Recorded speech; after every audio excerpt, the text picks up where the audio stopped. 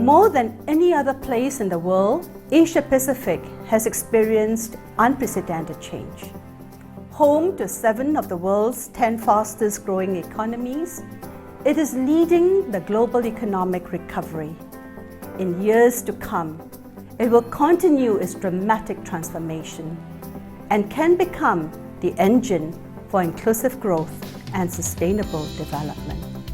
ESCAP promotes regional cooperation among member states to achieve inclusive and sustainable development, shaping the future we want.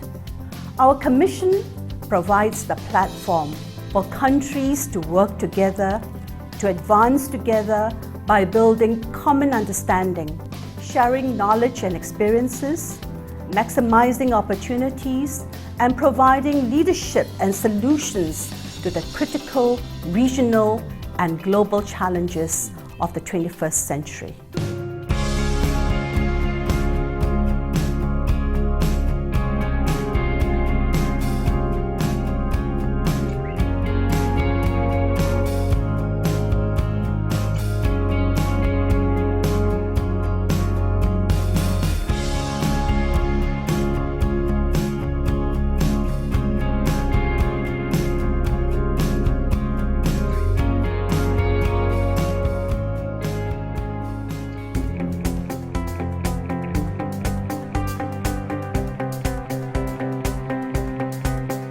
Asia Pacific has experienced phenomenal economic growth in the last few decades. However, not everyone has benefited from these gains. In fact, the UN estimates that 1.2 billion people in the world still live on less than $1 per day, many of them in the Asia Pacific region. Here at the Macroeconomic Policy and Development Division, we provide high-quality analysis on current regional economic challenges, primarily through our flagship report, the Annual Economic and Social Survey of Asia and the Pacific. We have also designed a regional roadmap to help the 12 least developed countries located in Asia Pacific in their efforts towards graduation from LDC status.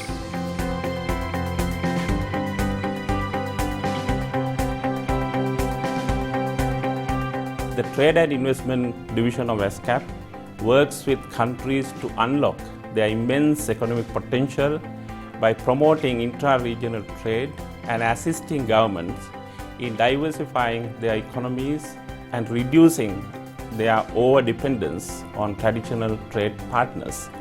Currently, the division is working on a regional agreement on paperless trade for cross-border electronic exchange of data and documents.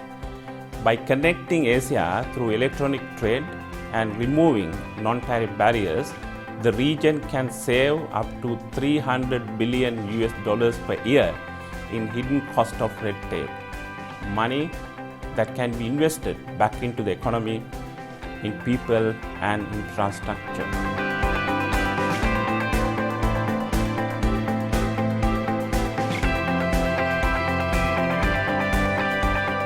One of the keys to Asia-Pacific's continued economic growth is regional connectivity, which requires efficient, safe, and sustainable transport network. In the Transport Division of ESCAP, we are working with member countries to create an international, integrated, intermodal transport and logistics system for the region. We are now developing an intergovernmental agreement on dry port as an additional important element of the transportation network. The development of dry port will create new opportunities for businesses and jobs, help people gain access to better trade and social opportunities, and bring the benefits of the region's economic growth to all.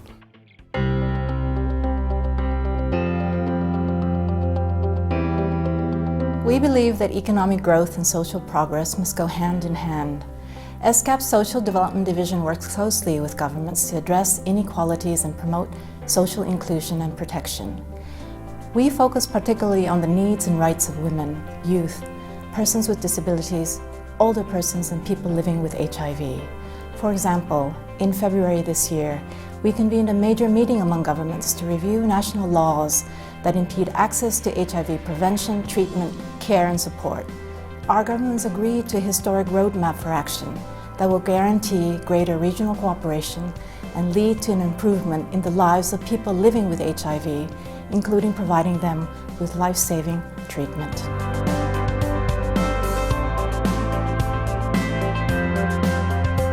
To sustain the economic growth necessary to reduce poverty, we have to drastically improve the efficiency of using natural resources.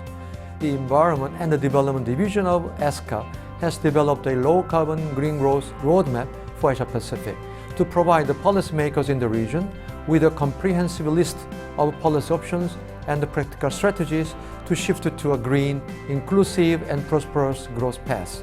For example, global greenhouse gas emissions could be reduced by almost 8% by 2020 if Asia Pacific countries adopted an environmental tax reform of $10 per ton of CO2 while reducing corporate tax, thus maintaining revenue neutrality without increasing total tax burden. In fact, some countries could even see an increase of up to 2.8% in GDP.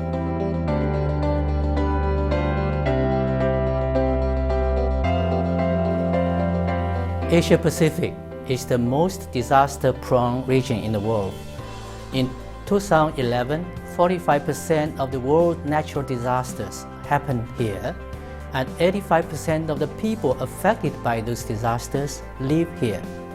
The Information and Communications Technology and Disaster Risk Reduction Division of ESCAP promotes access to information, regional cooperation, ICT development, capacity building, and disaster resilience to help communities better prepare for disasters as well as respond and recover more quickly when disaster strikes.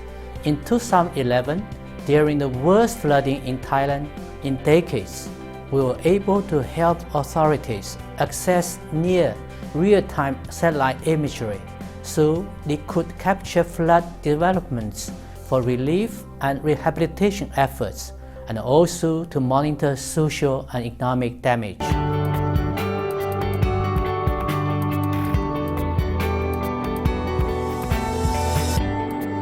Timely and reliable statistics are at the heart of good policy making. Guided by the Committee on Statistics, the Statistics Division of ASIA works actively with countries and development partners to advance official statistics for development.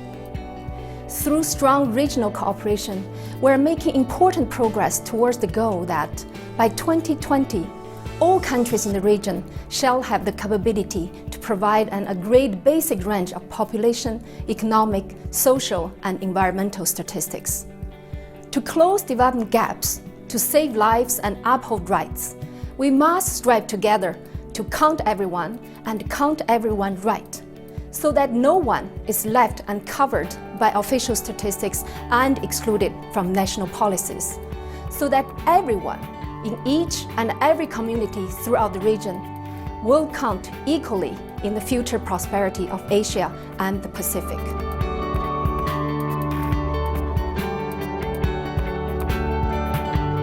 ESCAP is a networked organization headquartered in Bangkok with numerous sub-regional offices and institutes, ensuring that there is a development link between the global, regional, and country level.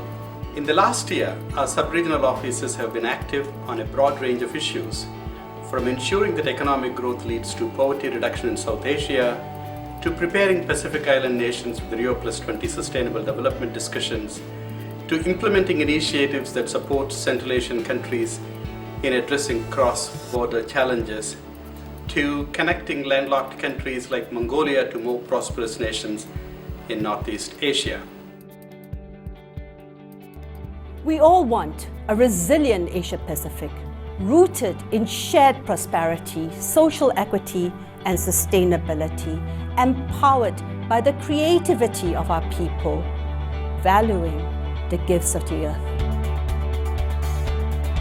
If we get it right in Asia-Pacific, we get it right for 2/3 of humanity. Asia-Pacific, The future is in our hands.